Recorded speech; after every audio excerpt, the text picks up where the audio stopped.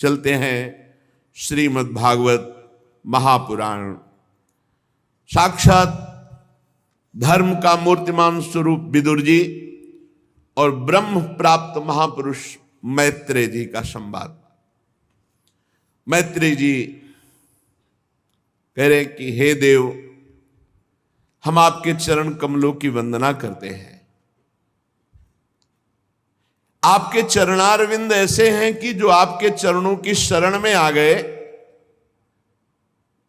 वास्तविक हृदय से, उनको तीनों ताप छू नहीं सकते। दैहिक, दैविक, भौतिक, ये स्पर्श भी नहीं कर सकते जो भगवान की शरण में है। जो श्री चरणों का आश्रय ले लेता है वो इस अनंत दुखमय संसार समुद्र से सुगमता पूर्वक पार हो जाता है। यह अपार दुखमय संसार समुद्र है। अपार संसार समुद्र मध्य समज्जतो किम शरणम अस्ति, गुरु कृपालु कृपया वदेत श्री विश्वेश्वर पादाम्बुज दीर्घ नौका। इस अपार दुख समुद्र में मैं डूब रहा हूं, कैसे बचूं? तो कृपालु गुरुदेव ने बताया, श्री विश्वेश्वर पादाम्बुज दीर्घ नौका। एकमात्र श्री भगवान के चरणार विंद का जिसने आश्रय ले लिया, मानो सुदृढ़ नौका में बैठ गया और इस संसार जो दुखमय है इससे पार हो गया। समज्जतो में शरणम की मस्ती, मैं डूब रहा हूं, किसकी शरण में जाऊं? तो एकमात्र भगवान की। और भगवान ने भी कहा, मामेकम शरणम ब्रज, केवल मेरी शरण में। मामेव ये प्रपद्यन्ते माया में ताम तरन्ते, केवल मेरी शरण में। हे जगत कर्ता जगदीश्वर, जब तक कोई आपकी शरण में नहीं आएगा तब तक वो तापों से व्याकुल होकर के कभी शांति नहीं प्राप्त कर पाएगा। ये पक्की बात है। चिंता, शोक, भय, उद्विग्न, इनसे बच ही नहीं सकता यदि भगवान की शरण में नहीं है। इसलिए भगवान, हम आपके चरणों की ज्ञानमयी छाया का आश्रय लेते हैं। जो मुनिजन हैं मननशील, वो एकांत स्थान में रह करके आपके श्री मुख कमल का आश्रय लेकर वो आपके लीला चरित्रों का गायन, श्रवण, नाम जप, चिंतन, आपके रूप का ध्यान, इसी में समय व्यतीत करते हैं और वो आपके पाद पद्मों को प्राप्त कर लेते हैं।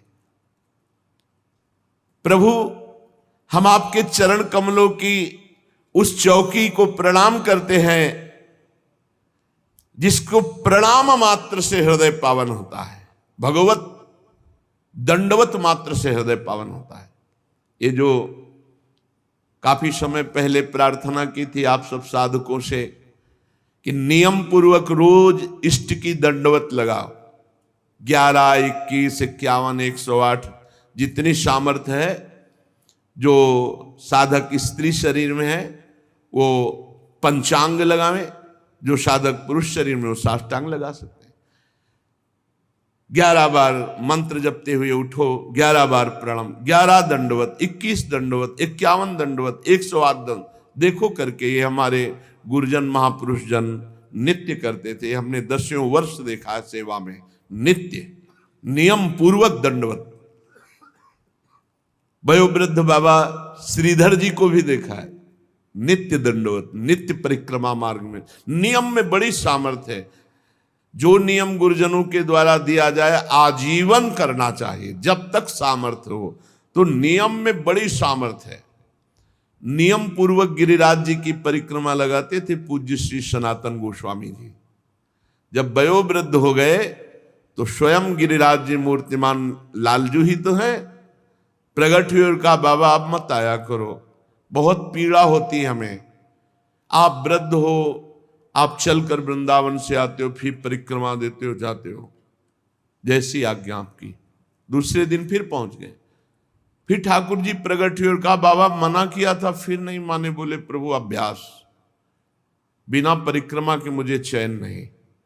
तो प्रभु ने आज भी राधा दामोदर जी में एक शिला है जिसमें लकुट, गाय के खुर, लालजू के चरण चिन्ह, ये सब विराजमान प्रभु ने किया और कहा ले जाओ इसकी 4 परिक्रमा करोगे, गिरिराज जी की परिक्रमा हो जाएगी। नियम में बड़ी भगवत साक्षात्कार नियम से होता है। जो नियम अपने जीवन में धारण करे उसे बहुत लंबे समय तक पालन करे, जब तक जीवन में सामर्थ्य। नियम में बड़ी सामर्थ्य है। प्रभु की दंडवत करने से बहुत सुख मिलता है।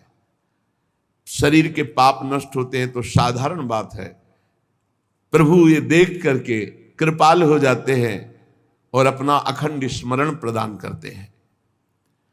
जो भक्तजन श्रद्धा पूर्वक भगवान की कथा सुनते हैं, भगवान का नाम कीर्तन करते हैं, नाम जप करते हैं, इस भक्ति के द्वारा उनका हृदय परिमार्जित हो जाता है और अंतःकरण में ज्ञान, वैराग्य और वो परम धीर महाभागवत बन जाता है। यत् श्रद्धया श्रुतवत्या च भक्त्या सम्रज्यमाने हृदये वधाय ज्ञानेन वैराग्य बलेन धीरा ब्रजेम तत्तेंगि सरोज पीठम। जो आपके श्री चरण रखने की चौकी को बार बार दंडवत करते हैं, श्रद्धा पूर्वक आपकी लीला कथा सुनते हैं, आपका नाम जप, नाम कीर्तन करते हैं, उनका अंतःकरण परिमार्जित हो जाता है, पवित्र हो जाता है और पवित्र अंतःकरण में सुंदर ज्ञान, वैराग्य, विशुद्ध भक्ति और वो बड़ा गंभीर धैर्यवान भक्त होता है। हे ईश, आप ही संसार की उत्पत्ति, स्थिति और संहार के कारण हैं। देखो, तीनों बातों पर भक्त दृष्टि रखे, विचलित ना हो। जैसे भगवान की रचना लीला है, पालन लीला है, ऐसे भगवान की संहार लीला है। ये जगत के प्राणी नहीं समझते। सृजन कर रहे हैं वही, पालन कर रहे हैं वही, लय कर रहे हैं वही, और किसी और का नहीं कर रहे। कोई और है ही नहीं। अपने आप से अपना सृजन कर रहे हैं, अपने आप से अपना पालन कर रहे हैं, अपने आप से अपना संहार कर रहे हैं। जैसे एक नट विविध लीलाएं दिखाता है, ऐसे नटवर नागर ये लालजू महाराज की त्रिगुणमयी लीला है। अतः हम सब भक्त आपके श्री चरणों की शरण लेते हैं। जो अनन्य भाव से केवल आपका स्मरण पकड़ लेता है, आप उसे अभय कर देते हैं। केवल स्मरण, रात दिन स्मरण चल रहा, अभय कर देते हैं। ये जो पुरुष आपके भजन से विमुख हैं, वो शरीर आसक्त हो जाते हैं। भगवत विमुख की पहचान देहाभिमान, मैं पुरुष, मैं स्त्री, इसमें आसक्त हो जाना। शरीर में आसक्ति सब आसक्तियों को प्रकट कर देती है। मकान की आसक्ति, रिश्तेदारों की आसक्ति, संबंधियों की, माता पिता, भाई बंधु, पुत्र पत्नी, नाना प्रकार की भोग सामग्री की आसक्ति, मूल है देहाभिमान। अब ये तुच्छ पदार्थों में इतना अहंकार कर लेते हैं, पूछो मत। गाड़ी में अहंकार, घर में अहंकार, बैंक बैलेंस में अहंकार, रूप में अहंकार, परिवार का अहंकार, बल का अहंकार। अहंकार की मोटी मोटी रस्सियां उसी में अपने को बांध लिए। ममता का दृढ़ दुराग्रह है। वो आप अंतर्यामी उनके हृदय में बैठे हैं, पर वो आपसे बहुत दूर विमुख रहते हैं। हे परम यशस्वी परमात्मा, जो इंद्रियों के विषयों में सुख भोग रहे हैं, जिनका मन सदैव बाहर पाप कर्म में भटकता है, वो कभी आपके भक्तों का दर्शन, उनका संग या भजन कभी नहीं कर सकते। जो पै दुष्ट हृदय सोई होई, मोरे सन्मुख आव की सोई। पापवंत कर सहज स्वभाव, भजन मोर ते भाव न काओ। हे यशस्वी परमात्मा, जो इंद्रियों के भोगों में सुख ले रहे हैं, जो मन को बाहर दौड़ाकर पाप कर्म कर रहे हैं, वो कभी संत संग, कभी भजन, ये सब नहीं। ऐसे लोगों की दुर्गति ही दुर्गति है। हे देव, हम तो आपकी कथा का पान करके उमड़ी हुई भक्ति के कारण अंतःकरण जो निर्मल हो गया, तो वैराग्य का सार आत्मज्ञान प्राप्त करके तृप्त है, हमें कुछ नहीं चाहिए। ये दूसरे पुरुष जो संसार में माया में फंसकर आपसे विमुख हैं, उनके लिए हमें चिंता है। मैत्रेय जी इस प्रकार भगवान की स्तुति की, तो विदुर जी महाराज ने प्रश्न किया, ब्रह्मन, आप शुद्ध बोध स्वरूप महात्मा, बहुत उच्च कोटि की ज्ञान अवस्था है श्री मैत्रेय जी की। शास्त्रों में जब पढ़ा महाभारत, बड़ी उच्च कोटि की अवस्था के महापुरुष हैं मैत्रेय जी। आप निर्विकार हैं और आपकी निर्गुण अवस्था में स्थिति भी है, पर आप भगवान के लीलाओं का गायन करते हैं, भगवान से प्रीति भी करते हैं। मैंने सुना कि भगवान बालकवत सृष्टि की रचना करते हैं खेल खेल में। तो महाराज, बालक में तो कामना खेल की होती है, बालक में खेल की कामना होती है, दूसरे के साथ खेलने की इच्छा रहती है, तब वो खेलने का प्रयत्न करता है। लेकिन परमात्मा में तो वो नित्य तृप्त है, पूर्ण काम है, असंग है। क्रीड़ा के लिए संकल्प कैसे बन सकता है? एको हम बहुश्यामा, इच्छा कैसे हो सकती है? ये इच्छा कैसे हुई? बालक में तो कामना होती, प्रभु तो पूर्ण काम है, उनमें कामना कैसे हो गई? भगवान ने अपनी गुणमयी माया से जगत की रचना की है, इसी से वे इसका पालन करते हैं, फिर इसी से इसका संहार करते हैं।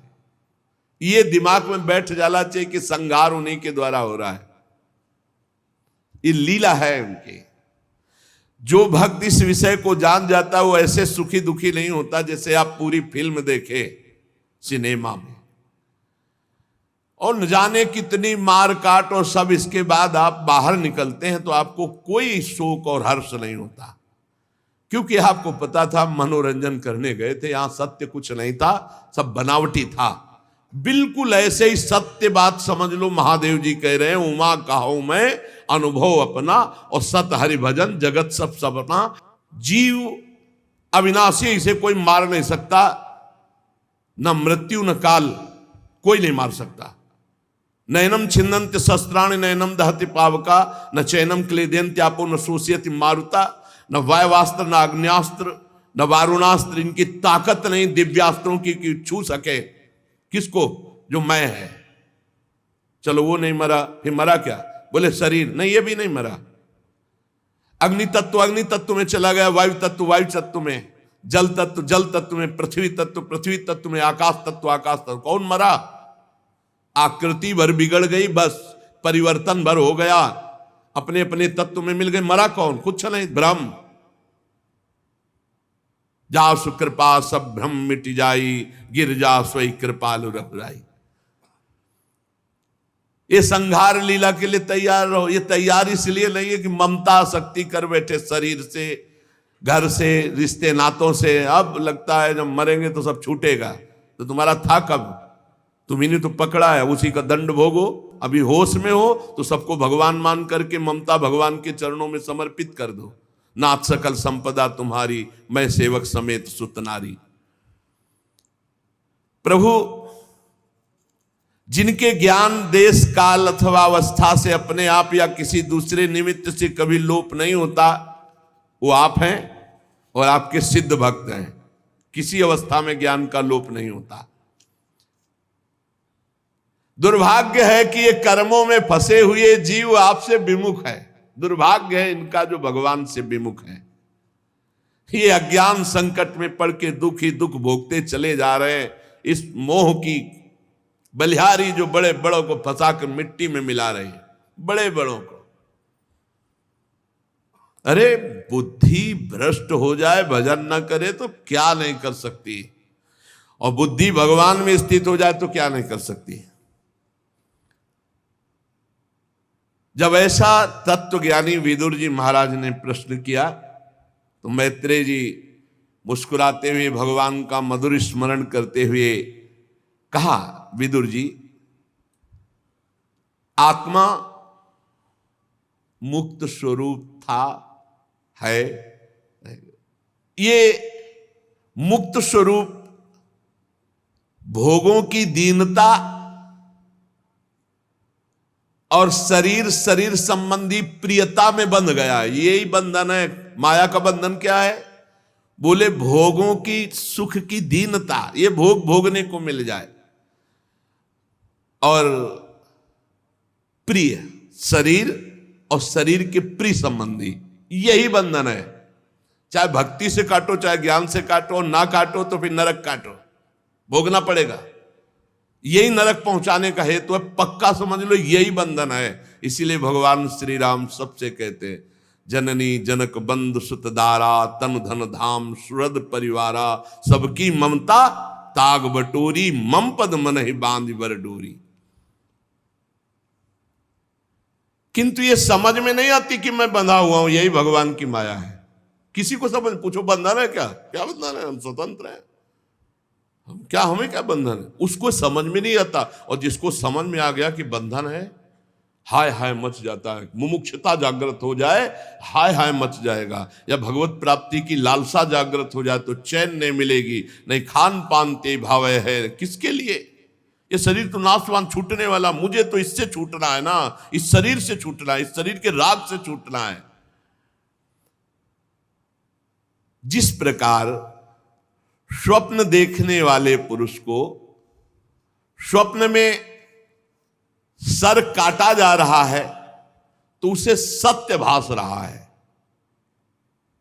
स्वप्न में जब सर काटा जाता है, प्रतीयत उपदृष्टु स्वशिरस छेदनादि कहा, जो सपने सिर काटे कोई तो सत्य ही तो प्रतीत होता है।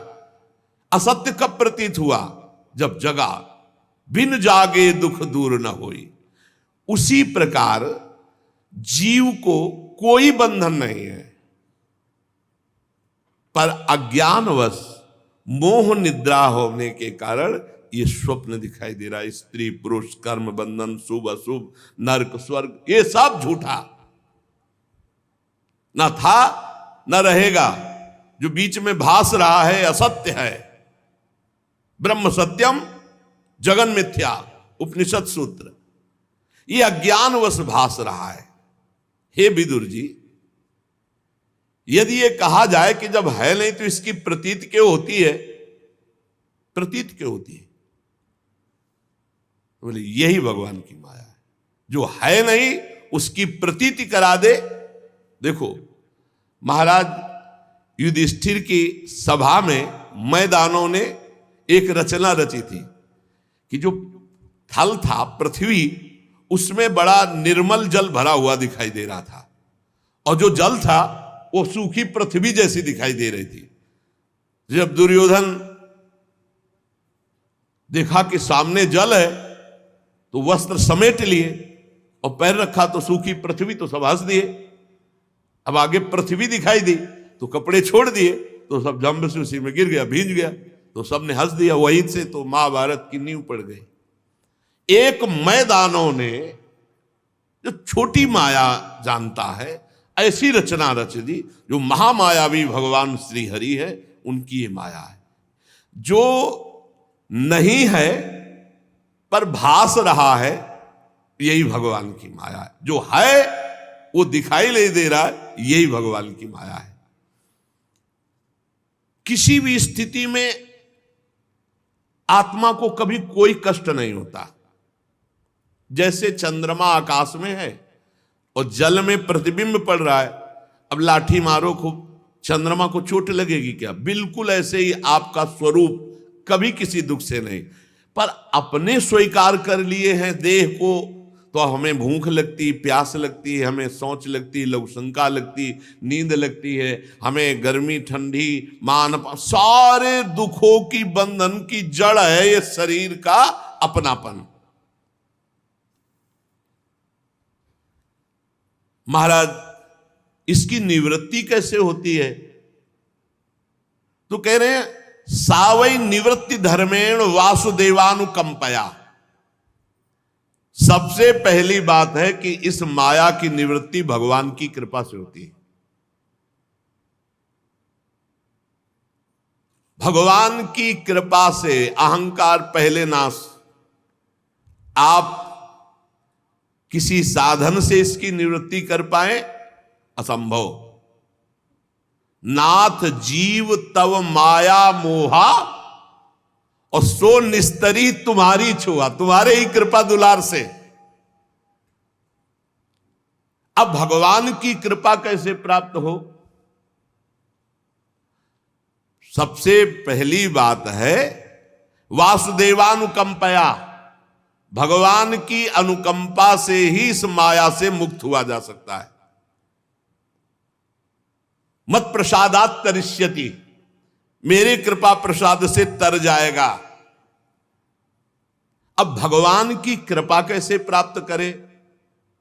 रामचरितमानस में लिखा है मन क्रम बचन छाड़ी चतुराई ओ भजत कृपा करी है रघुराई। मन वचन कर्म से कपट त्याग कर भगवान की शरण में होके भजन करो। सावै निवृत्ति धर्मेण वासुदेवानुकंपया भगवद भक्ति योगेन तिरोधत्ते सनैरी। शब्द पर ध्यान देना। धीरे धीरे विषयों का त्याग करते हुए, सनई सनई सहत सहत बाढ़े भगति। भगवान की जब कृपा होती है तो मन वचन कर्म से भगवान की शरणागति प्राप्त होती है।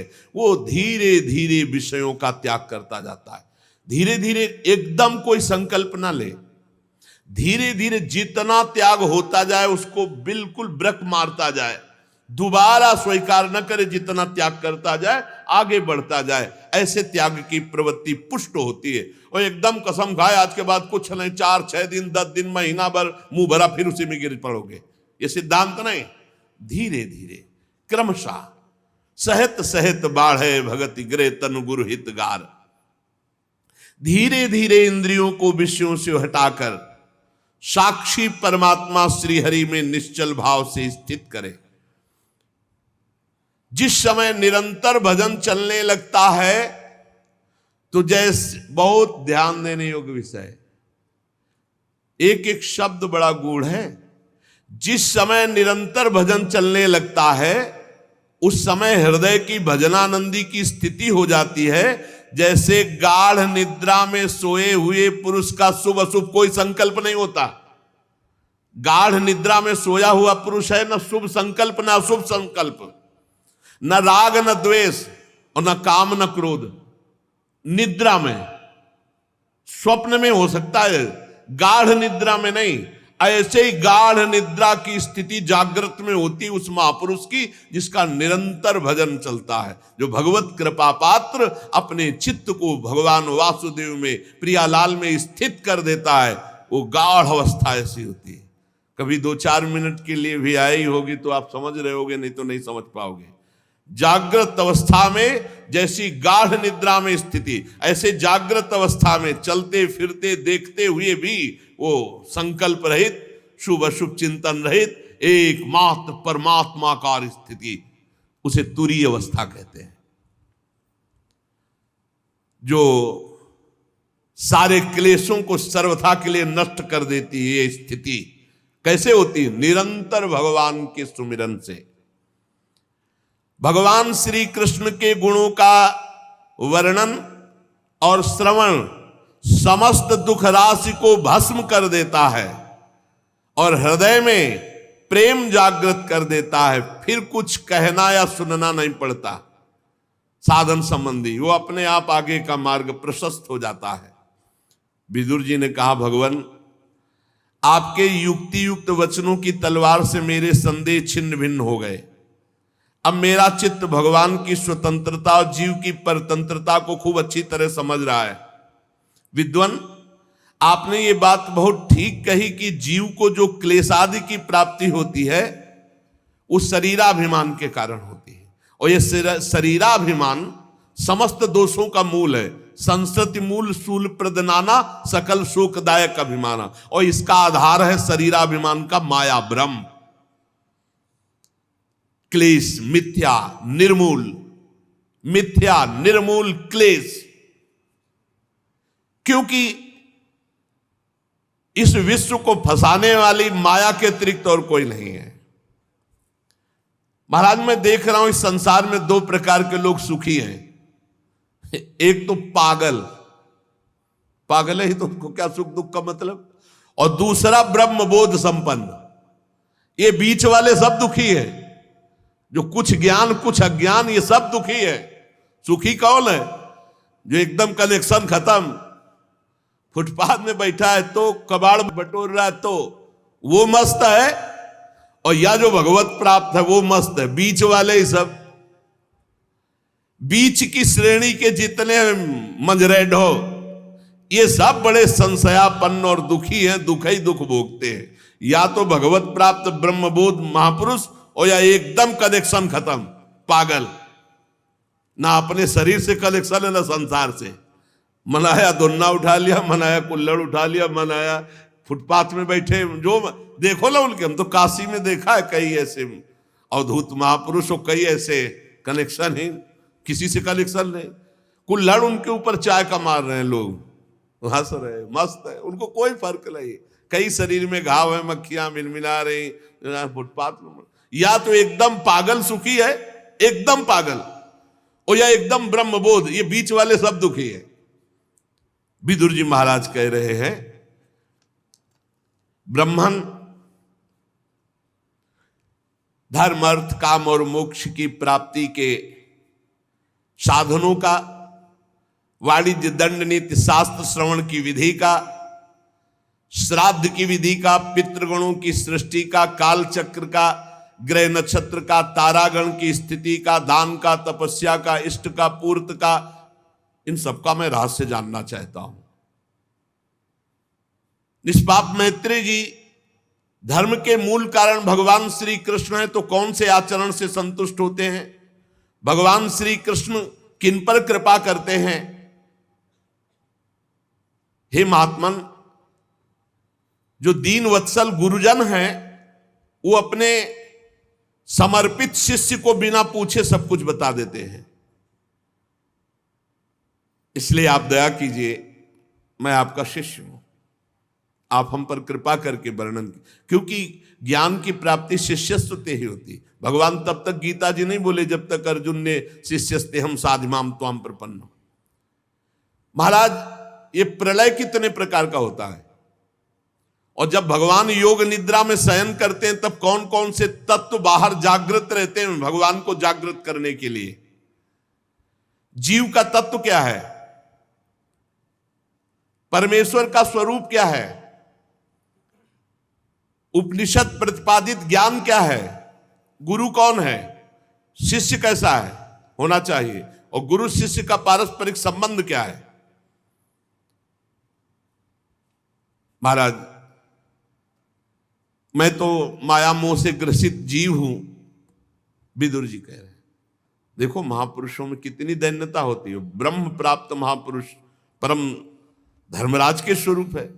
मेरी तो विचार दृष्टि नष्ट हो गई है, मैं अज्ञ हूं, आप मुझ दीन पर कृपा करें और जो मैंने प्रश्न किया उनका उत्तर दे। ऐसा कितनी दैन्यता होनी चाहिए प्रश्नकर्ता में।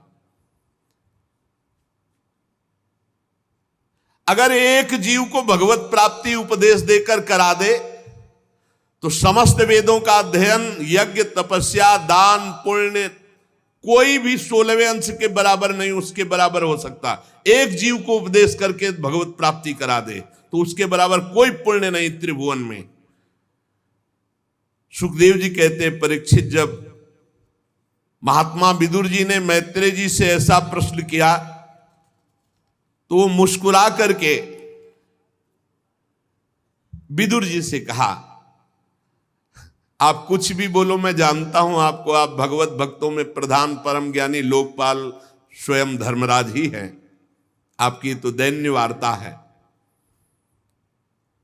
धन्य है आप, निरंतर पद पद पर श्री हरि की कीर्तिमयी लीला को नित्य नूतन मानकर सुनना चाहते हैं। क्षुद्र विषय सुख की कामना से महान दुख को मोल लेने वाले पुरुषों की बड़ी दुर्गति होती है। बहुत क्षुद्र विषय सुख, पूरा जीवन बर्बाद। ये भगवान श्री हरि की परम पावन चर्चा से युक्त जो मैं तुम्हें सुनाने जा रहा हूं, ये संकर्षण भगवान ने सनकादि ऋषियों को सुनाया था। अखंड ज्ञान संपन्न आदिदेव भगवान संकर्षण पाताल लोक में विराजमान है। सनक सनंदन सनातन सनत कुमार आदि ऋषियों ने परम पुरुषोत्तम ब्रह्म का तत्व जानने के लिए भगवान संकर्षण से ये प्रश्न किया जैसा तुमने मुझसे किया। मैत्रेय जी कह रहे, उस समय भगवान शेष जी अपने आश्रय स्वरूप परमात्मा के ध्यान में मानसिक पूजा में थे, जिन्हें वासुदेव श्री कृष्ण कहते हैं, उनकी पूजा में। जब सनत कुमार आदि ज्ञानी जनों ने प्रश्न किया तो धीरे धीरे उन्होंने नेत्र खोले। सनत कुमार ऋषियों ने मंदाकिनी आकाश गंगा के जल से भींगी हुई जटाओं से उन चरणों को स्पर्श किया संकर्षण जी के, जिन चरणों की नागराज कुमारियां अभिलषित वर की प्राप्ति के लिए प्रेम पूर्वक उपहार सामग्रियों से पूजा किया करती है। सनत कुमार आदि भगवान के तत्व के और लीला के दोनों के मर्मज्ञ हैं। शेष भगवान हजारों फण दिव्य मणियां चमक रही हैं। सनत कुमार जी से बोले, वो जो ज्ञान भगवान शेष जी ने सनत कुमार जी को दिया, परमहंसों में प्रधान श्री सांख्यायन जी को सनकादि ने दिया। सनकादि ने सांख्यायन जी को, सांख्यायन जी ने हमारे गुरु पराशर जी को दिया, पराशर जी ने बृहस्पति जी को, और पराशर जी से ही पुलस्त मुनि को, और फिर क्रम से वो मुझे प्राप्त हुआ। मैत्रेय जी कह रहे, इस क्रम से ये ज्ञान मुझे प्राप्त, ये ज्ञान गुरु परंपरा से प्राप्त होता है। सुनो, ये सृष्टि पूर्व में कुछ नहीं थी, केवल जल ही जल, केवल जल ही जल, और उस जल में एकमात्र भगवान नारायण, भगवान संकर्षण शेष जी की सैया पर आराम से वो अपनी ज्ञान शक्ति को अपने अंदर योग माया से आच्छादित करके नेत्र मूंदे हुए शयन कर रहे थे। जैसे अग्नि अपनी दाहिका शक्ति को छिपाकर काष्ठ में रहती, काठ में अग्नि रहती है पर घर्षण करने पर वो दाहिका शक्ति सहित प्रकट होती है। भगवान संपूर्ण प्राणियों को, ब्रह्मा जी आदि सबको लेकर के अकेले शयन कर रहे थे, केवल जल ही जल था जब सृष्टि नहीं थी। भगवान ने अपने को जागृत करने के लिए, पुनः सृष्टि रखने के लिए काल और उसका स्वभाव और उसका कर्म, इनको बाहर छोड़ दिया था। काल, कर्म, स्वभाव ये विराजमान, नहीं तो जागृत कैसे होंगे? जब काल पूरा होगा, स्वभाव बदलेगा, भगवान की नींद टूटेगी, फिर क्रिया होगी, इसलिए इनको छोड़ रखा था। अपनी चित शक्ति के द्वारा 1000 चतुर्युग, 1000 बार ये चारों युग व्यतीत हो गए, भगवान जल में ही शयन कर रहे हैं। तब काल शक्ति ने स्वभाव और कर्म को प्रेरणा की, तो भगवान के नाभि से कमल प्रकट हो गया।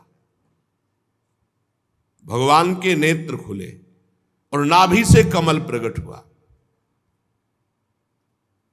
वो सूक्ष्म तत्व कमल कोश ऊपर उठता गया, हजारों सूर्यों के समान तेजस्वी महान जलराशि के ऊपर आकर दे दीप्यमान हुआ। उसी में भगवान का दूसरा स्वरूप कमल के ऊपर प्रकाशित हुआ। बिना पढ़ाए संपूर्ण वेदों का ज्ञान जिनको, उन्हें स्वयंभू ब्रह्मा नाम से कहा गया। अब वो कमल की गद्दी में बैठे ब्रह्मा जी आंख फाड़ करके चारों तरफ गर्दन घुमाई तो 4 मुख हो गए। प्रलयकालीन जल के सिवा कुछ दिखाई ही नहीं दे रहा है। भारी तरंग मालाएं समुद्र की। आदिदेव जी ब्रह्मा ने विचार किया कि ये कमल का कहीं आधार तो होगा ही नीचे। कमल कर्णिका पर बैठा हुआ मैं कौन हूं और इस कमल का आधार का है, और ये जल किसने उत्पन्न किया? नीचे कोई आधार होना चाहिए। वो कमल नाल पकड़ के उतरे, खोजते खोजते हार गए, पर आधार ही नहीं मिला। 100 दिव्य वर्ष तक, दिव्य वर्ष, बहुत काल व्यतीत हो गया खोजते खोजते, लेकिन कहां से कमल उत्पन्न हुआ है आधार ही नहीं मिला। विफल मनोरथ होकर लौट आए और पुनः कमल में बैठ गए। ये प्राणवायु को रोक दिया और चित्त को निसंकल्प करके समाधि में स्थित हो गए। दिव्य 100 वर्षों तक समाधि में रहे ब्रह्मा जी। तब जिसे कमल नाल पकड़कर खोज नहीं पाए थे, उसको अपने हृदय में देखा। प्रभु को अपने हृदय में देखा कि प्रलयकालीन जल में शेष जी की गौर वर्ण, भगवान जो शेष जी हैं वो गोरे रंग के हैं, काले नहीं हैं। श्याम वर्ण के ठाकुर जी लेटते हैं, गौर वर्ण के शेष जी। शेष जी का श्रीअंग वही तो गोरे लखनलाल और गोरे बलराम जी के रूप में है। शेष भगवान ही तो है। गौर विशाल विग्रह, अकेले भगवान पुरुषोत्तम लेटे हुए हैं। शेष जी के 10,000 फण हैं। कहीं 1000 फण का आता है, यहां 10,000 फण है। छत्र के समान फैले हुए, मस्तक पर बड़ी अद्भुत मणियां, चारों ओर का अंधकार उन मणियों से दूर हो रहा है। और भगवान श्याम शरीर की आभा से मरकतमणि पर्वत की शोभा को लज्जित करते हुए शयन किए हुए। उनकी कमर का पीतपट चमकते हुए मेघों की भांति। चमकते हुए मेघ, मेघ श्याम रंग प्रभु का, और चमकती हुई बिजली की कांति जैसा पीतांबर। सिर पर सुशोभित सुवर्ण मुकुट, बनमाला, भुजदंड, बहुत ही विशाल अजान बाहु, और श्री विग्रह पूरे त्रिलोकी को घेर ले, ऐसा विशाल श्री विग्रह भगवान का जो शेष सैया पर है। परिमाण में लंबाई चौड़ाई त्रिलोकी, पूरी त्रिलोकी को घेरे। दिव्य वस्त्राभूषणों से सुशोभित पीतांबर आदि धारण किए,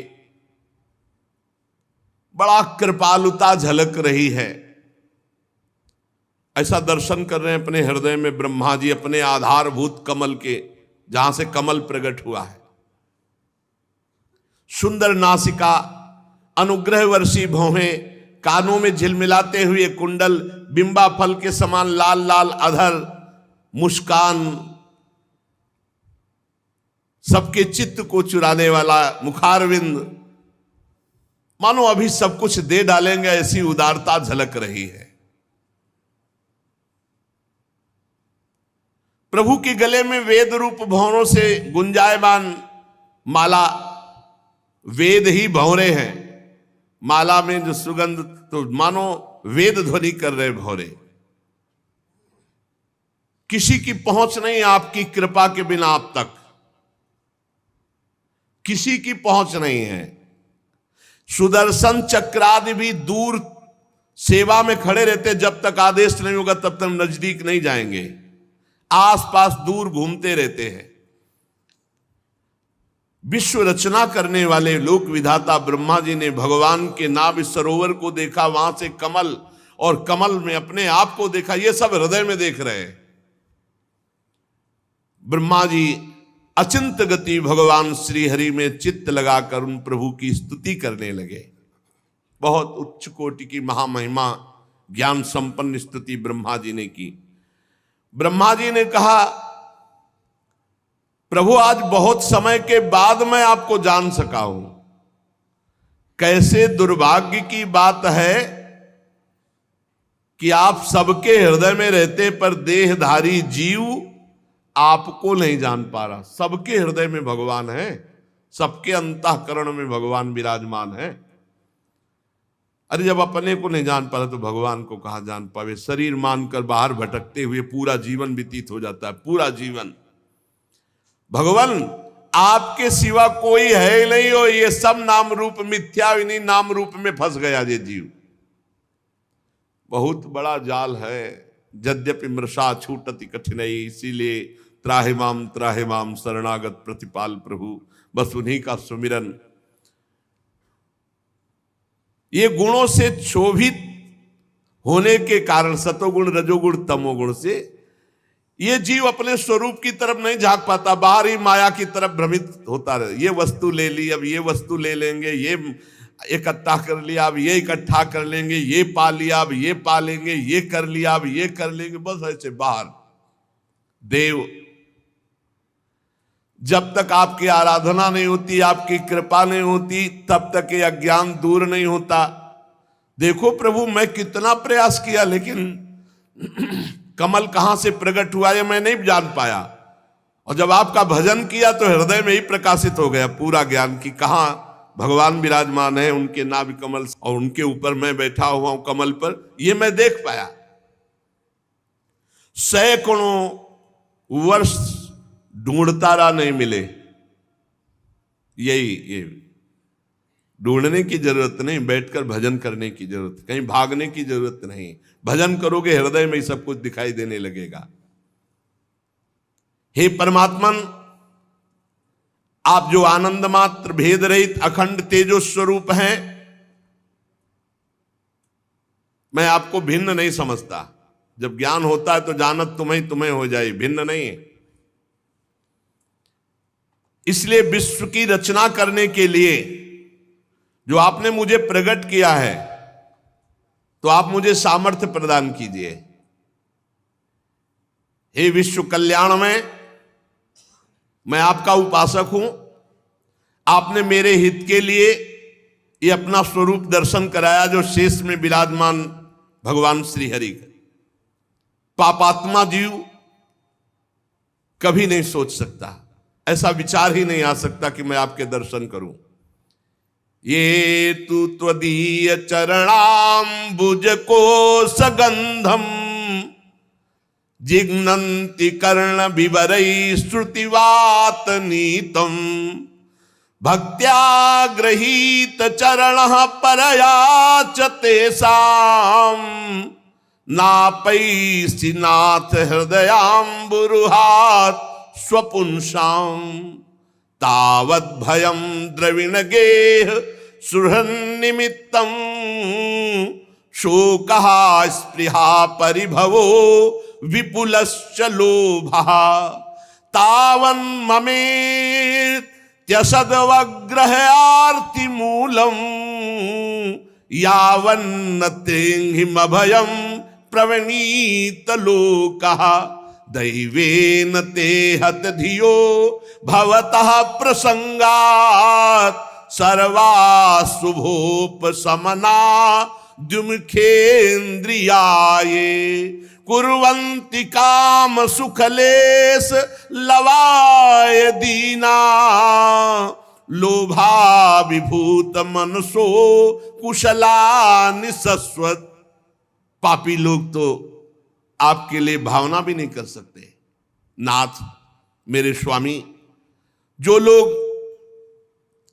शास्त्र वेद रूपी वायु से लाई हुई आपके चरण रूप कमल कोश की गंध को, अर्थात भगवत भक्तों के मुख से आपकी लीला कथा को कर्णपुटों से ग्रहण करते रहते हैं, उनके हृदय में आप बिना बुलाए प्रकट हो जाते हैं। ये तो त्वदीय चरणाम्बुज कोश गंधम जिघ्नन्ति कर्ण विवरैः श्रुतिवात नीतम। जो भगवत प्रेमी भगवान के चरणारविंद के आसक्त चित्त महात्मा है, इनके मुख से जो भगवत चर्चा निकलती रहती, शास्त्र वेदों का सार, उसको जो लोग अपने कर्णपुटों से श्रवण करते रहते हैं, तो बिना बुलाए भगवान उनके हृदय में प्रकाशित हो जाते हैं, कभी उनके हृदय से दूर नहीं होते। भक्त्याग्रहित चरणया परयाच तेषाम, वो भक्ति रूपी पराभक्ति रूपी डोरी से आपके चरणों को बांध लेते हैं। हे प्रभु, जब तक आपके चरणों की शरणागति नहीं होती, आपके चरणों का सहारा नहीं लिया जाता, आपके चरणों का आश्रय नहीं लिया जाता, तब तक वो धन की जंजीर से, घर के बंधन से, परिवार के बंधन से कभी मुक्त नहीं हो सकता। बहुत बड़ी जंजीर बांधी हुई है। लोक ऐषणा पुत्र ऐषणा वित्त ऐषणा, ये जंजीरें हैं, ये तभी तक रहती हैं जब तक भगवान का जीव नहीं हो जाता। तावत भयम द्रविण गेह सुहन निमित्तम, फिर उसको परिणाम क्या मिलता है? शोका स्पृहा परिभवो विपुलश्च लोभा। उसे भय, शोक, भयानक दुख, लालसा, दरिद्रता, लोभ, ये उसको जलाते रहते हैं। जो आपके चरणों से विमुख है, आपके चरणों का आश्रय नहीं लिए, उन्हें धन की डोरी, घर का बंधन, बंधुजनों का, परिवार, रिश्ते नातों का, और उसका परिणाम भय, शोक, लालसा, दुख, दीनता, ये दीनता, दरिद्रता और लोभ, ये उसे बांधे रहते हैं। दुख का एकमात्र कारण है आपसे विमुख होना, आपका भजन न करना। जो लोग, ध्यान देने योग्य बात है, अपने दुखों और अमंगलों का नाश करना चाहते हैं, उन्हें आपके नाम का जप, नाम का कीर्तन और आपकी लीला कथा खूब सुननी चाहिए। मान लो ये अमृत है। और जो लोग आपका नाम जप नहीं करते, आपकी लीला कथा नहीं सुनते, उनकी इंद्रियां उनको ऐसे दुखों में फंसा देती, दुष्कर्मों में लगा देती है कि उनकी दुर्गति होती है, दुर्गति। हे उरुक्रम, हे अच्युत, देखा है आपसे विमुख जनों को, भूख, प्यास, वात, पित्त, कफ, सर्दी, गर्मी, हवा, वर्षा, चिंता, शोक, एक दूसरे के प्रति हिंसा, कामाग्नि, दुस्सा, क्रोध, ये सब जला रहे हैं, क्योंकि भगवान से विमुख है जीव।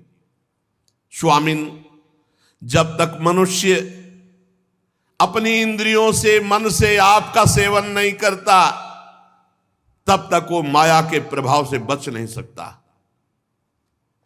संसार चक्र की निवृत्ति नहीं हो सकती। औरों की तो बात ही क्या, बड़े बड़े मुनिगण जब अपने तपो अभिमान में आ जाते हैं और आपकी लीला कथा और आपके नाम से दूर हो जाते हैं, तो उनको पुनः संसार फांस लेता है। बड़े बड़े मुनि जनों, फिर वो अर्थ सिद्धि के लिए उपाय करने लगते हैं। सब तपस्या का प्रदर्शन, धर्म का प्रदर्शन, रुपया इकट्ठा हो, बुद्धि बदल गई। प्रभु, आपका मार्ग तो केवल आपके लीला कथा सुनने से ही समझ में आएगा। त्वं भावयोग परिभावित हृत सरोजो आसे श्रुते क्षित पथो ननुनाथ पुंसाम यद्यधिया तवुरुगाय विभावयन्ति तत्तद्वपुः प्रणय से सदनुग्रहाय। आपका मार्ग कैसे जाना जाता है? आपके प्रेमी भक्तों के द्वारा गाए हुई आपकी लीला कथा सुनने से। आप निश्चय ही भक्ति योग जिसके हृदय में होता है उसके अधीन हो जाते हैं।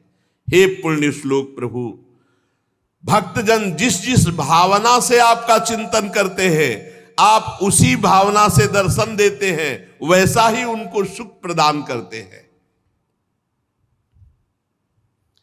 जब ये बड़े बड़े देवता लोग या बड़े बड़े धनी लोग बड़ी बड़ी विपुल सामग्री से आपका पूजन करते हैं तो आप उतना प्रसन्न नहीं होते जितना दैन्यता से प्रसन्न होते हैं।